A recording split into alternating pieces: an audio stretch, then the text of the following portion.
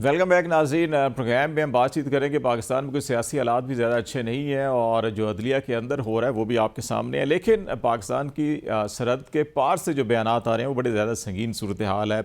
पहले बरतानवी जरीदे ने खबर दी और फिर भारतीय वज़ीर दिफा ने उसके ऊपर मोहर तस्दीक सब्त की कि वो 2020 से अब तक जो है पाकिस्तान में घुस के 20 शहरियों को कत्ल किया गया। ये बड़ी तशवीशनाक सूरत हाल है। वज़ीर दिफा ने, दफ्तर ख़ारजा ने एक तर्जमान की जानिब से बयान आया, वज़ीर इत्तलात का बयान भी आया, लेकिन क्या हमारा रिस्पांस इतना ही मजबूत होना चाहिए था या इससे मज़ीद मजबूत होना चाहिए? ज़रा इस हवाले से बात करेंगे और फिर कुछ पोलिटिकल इशूज़ भी हैं पाकिस्तान के इस वक्त, उन पर बात करेंगे। फैसल करीम कुंडी साहब हमें ज्वाइन कर रहे हैं, पाकिस्तान पीपल्स पार्टी के सीनियर रहनुमा हैं। बहुत शुक्रिया कुंडी साहब। सबसे पहले तो ये बताइएगा कि जो हुकूमत का रिस्पांस है, आप समझते हैं कि तसल्ली बख्श है या हमें ज़रा संजीदगी के साथ सारों को अपने एक तरफ सियासी इख्तलाफात करके ज़रा ये सोचना चाहिए कि सरहद पार से क्या हो रहा है और हमें इसके लिए एक इज्तिमाई रिस्पांस क्या देना चाहिए? बिस्मिल्लाहिर्रहमानिर्रहीम। देखें, पहली बात तो ये है कि पाकिस्तान का जहाँ पर इशू आता है, पाकिस्तान की सलामती के ऊपर बात आती है, तो देखें माजी में पाकिस्तान पीपल्स पार्टी भी अपोजिशन में रही है और PMLN भी अपोजिशन में रही थी। और जब पाकिस्तान की सलामती की बात होती थी, पाकिस्तान की कोई इशू की बात होती थी, हमारे जितने भी इख्तलाफात PTI के साथ होते थे, लेकिन हम पाकिस्तान की सलामती की मीटिंग में, चाहे वो इंडिया के हवाले से दूसरे हवाले से हम होते थे, लेकिन उस वक्त के chief executive of the country जो कि प्राइम मिनिस्टर होते थे, वो मीटिंग से गायब होते थे और वो कहते थे कि हम इनके साथ बैठना पसंद नहीं करते, व्हाटएवर। लेकिन आज मैं समझता हूँ जब पाकिस्तान की सलामती की बात आती है तो हम चाहिए कि हम एक पेश में, इंटरनल हमारे डिफरेंसेस, पॉलिटिकल डिफरेंसेस, ये चीज़ें हमारी चलती रहेंगी, लेकिन पाकिस्तान की सिक्योरिटी के ऊपर जो है हमें कोई कंप्रोमाइज़ नहीं करना चाहिए। हम पॉलिटिक्स करते रहेंगे, पाकिस्तान होगा तो हम पॉलिटिक्स करेंगे, खुदा न खास्ता पाकिस्तान की सलामती पे इशू होगा तो हम पॉलिटिक्स किस तरीके से करेंगे। जहाँ तक हमारे पड़ोसी ममालिक हैं, देखें उनके साथ हमारे ताल्लुकात अच्छे होने चाहिए। अफगानिस्तान है, हम समझते हैं कि वहाँ उनकी सरजमीन जो इस्तेमाल होती है पाकिस्तान के खिलाफ, हमें उनको जो है वो डायलॉग्स में एंगेज करना चाहिए, डायलॉग के जरिए उनको समझाना चाहिए कि आपकी सरजमीन पाकिस्तान के खिलाफ इस्तेमाल हो रही है, दहशतगर्द आप क्या सरजमीन का फ़ायदा उठाते हुए जो हमारे मुल्क दुश्मन हैं वो आपकी सरजमीन का फ़ायदा उठाते हुए हमारे ऊपर इस किस्म के हमले कर रहे हैं, चीज़ हो रही हैं। तो मैं समझता हूँ कि हर इशू का जो है वो निचोड़ जो है वो डायलॉग के जरिए हो सकता है।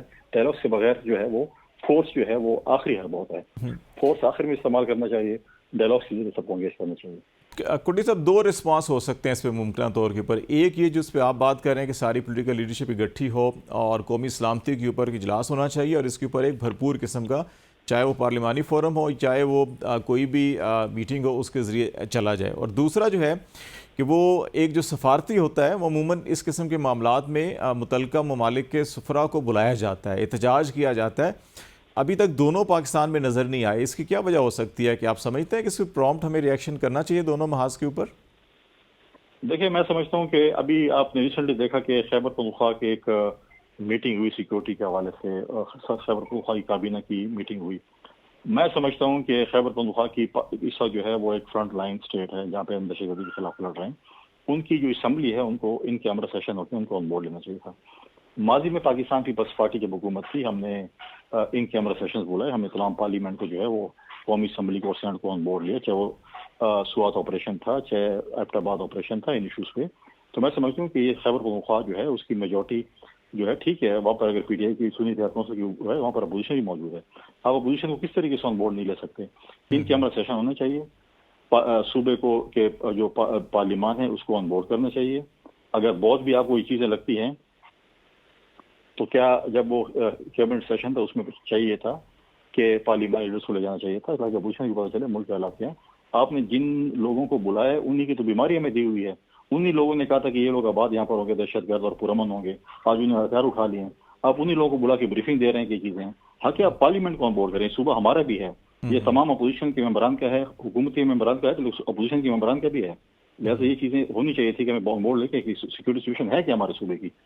तो ये चीज़ें जो है इस चीज़ों को देखना चाहिए कि ऐसी चीज़ें नहीं होती कि आप हुकूमत को तो ब्रीफिंग दे रहे हैं, अपोजिशन कहाँ पर गई, अपोजिशन को आप बोर्ड नहीं ले रहे हैं, फिर आपकी क्या चाहते हैं कि अपोजिशन आपके साथ ना हो। अगर अपोजिशन को साइड पे लगाना चाहते हैं फिर आप इस तरीके से तो सिक्योरिटी कंट्रोल नहीं कर सकते जब अपोजिशन आपके साथ ऑन बोर्ड नहीं होगी। तो ये तो KP के लेवल का हो गया ना। जहाँ तक अब इंडिया का मामला है कि वो कह रहे हैं कि हमने पाकिस्तान में दाखिल होकर 20 पाकिस्तान के शहरियों को कत्ल किया है, उनके ख्याल में वो दहशतगर्द थे, मुमकिन है कुछ ऐसे हों भी।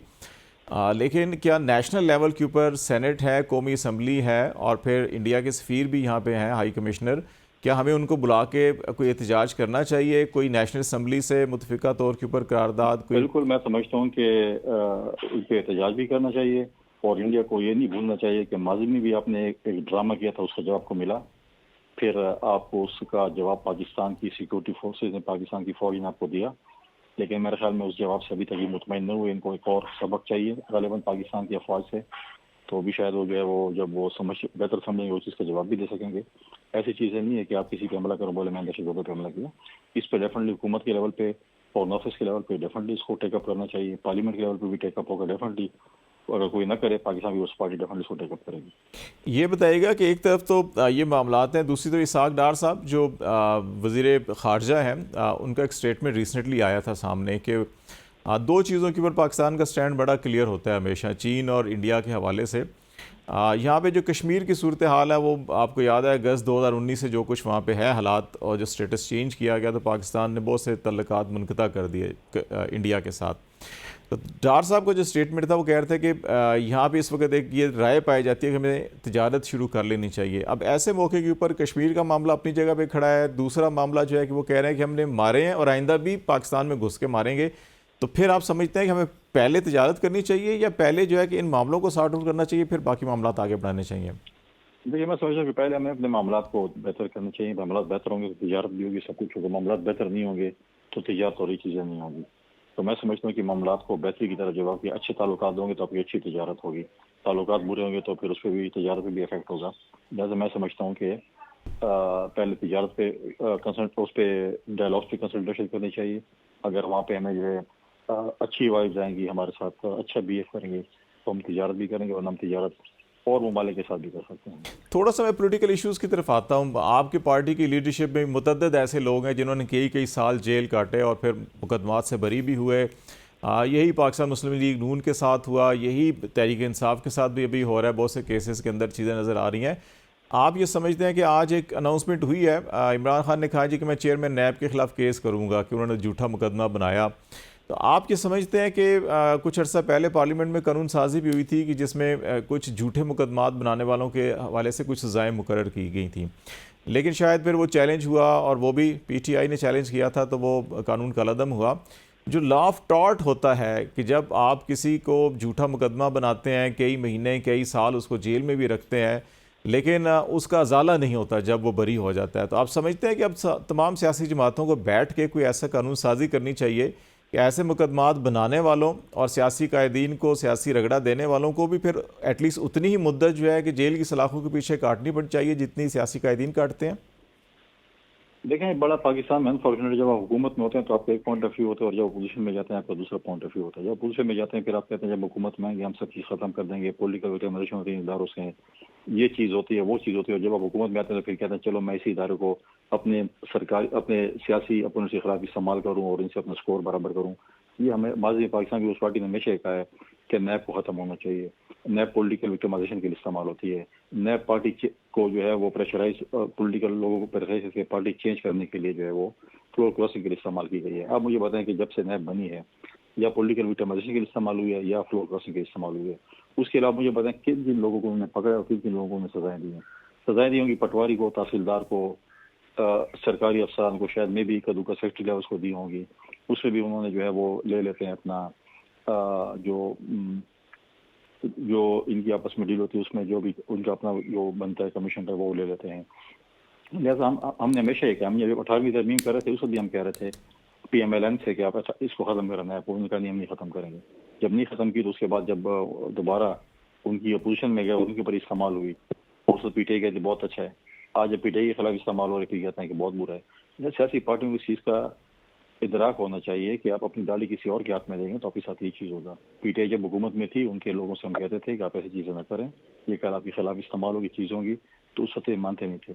اور جب ہو رہی کبھی کہہ رہے ہیں کہ یہ چیز ٹھیک ہے، یہ چیز غلط ہے، یہ چیز، تو سیاسی فورسز کو میں سمجھتا ہوں جو ہے وہ جو کچھ بھی ہو، اختلافات اپنی جگہ پہ، سب کچھ اپنی جگہ پہ، لیکن کچھ ایشوز پہ جو ہے اکٹھے ہونا چاہیے.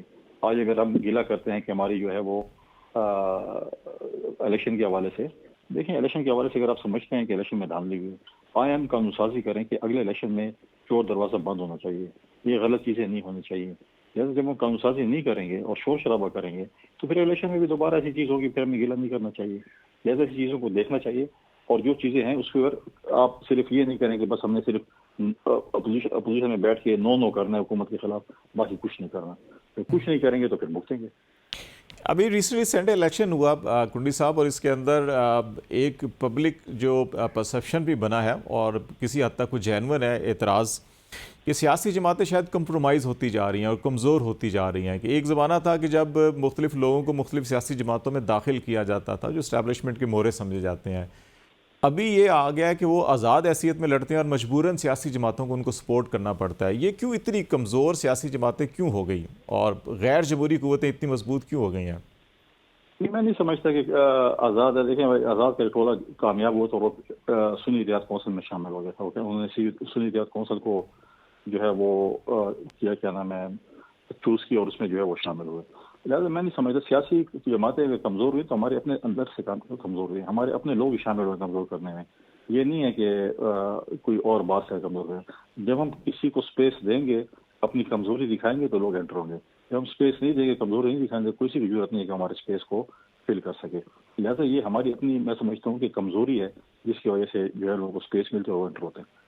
بہت شکریہ فیصل کریم کنڈی صاحب ہمارے سے بات چیت کرتے ہیں، پاکستان پیپلز پارٹی کے سینئر رہنما. اور اس وقت جو پاکستان کو انٹرنل کچھ چیلنجز ہیں سیاسی بھی اور جارحیت کے بھی، اس کے اوپر بات کر رہے تھے. بریک لیتے ہیں، بریک کے بعد پاکستان کے کچھ معاشی چیلنجز ہیں اور ان چیلنجز میں کیا کرنا چاہیے، کیسے نمٹنا چاہیے، اس پہ بات کریں گے. ہمارے ساتھ رہیے گا جی.